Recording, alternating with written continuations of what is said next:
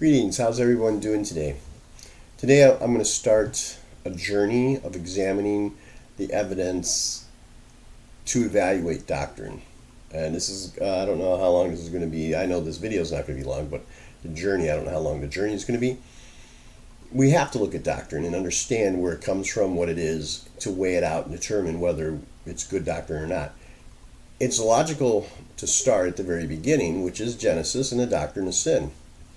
First, we have to ask ourselves, where did this doctrine even come from? Okay, early followers did not have doctrine of original sin. In fact, they didn't have it up until the 4th century. This idea developed a little bit at a time, piece by piece.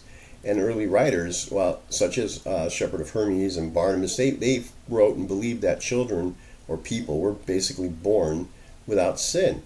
However, from the same period, Clement of Rome and Ignatius of Antioch, they wrote and they seemed to have an idea of the possibility of universal sin, but they didn't go anywhere with it. Clement of Alexandria, 100 years later, did start to suggest the concept that sin was inherited from Adam. So now we're already like 200 years past the death and resurrection of Jesus. It truly wasn't until Augustine of Hippo, who forcefully put forth the concept of original sin in the 4th century, that the idea even began to take hold. Many did not, however, accept this idea. It wasn't until the Second Council of Orange in 529 AD that the principle made it into the mainstream to begin with.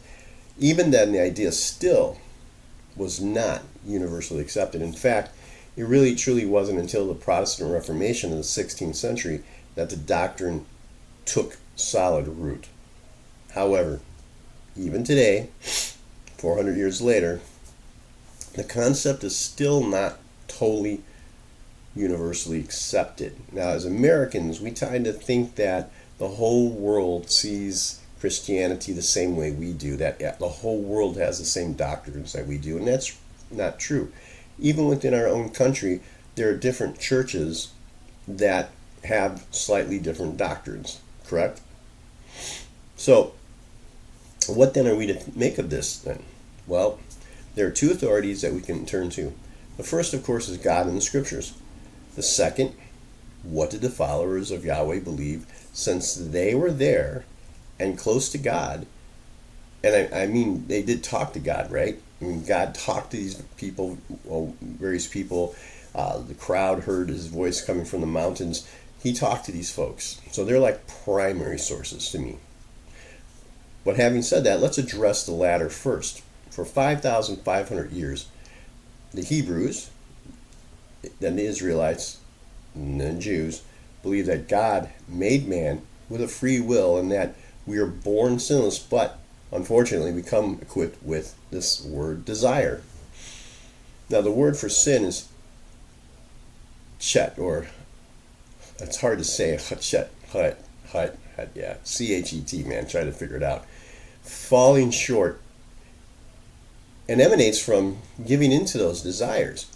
Now, according to their belief, according to the ancient belief, there are two, of course, good desires and bad.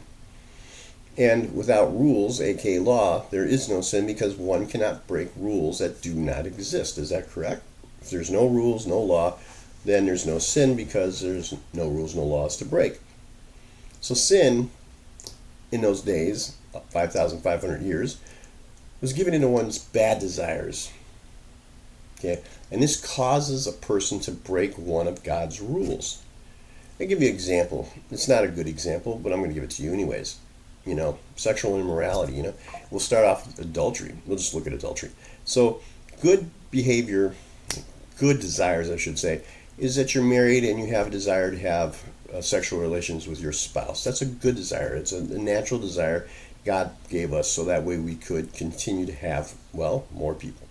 A bad desire is when you have a desire for your neighbor's spouse and act upon it.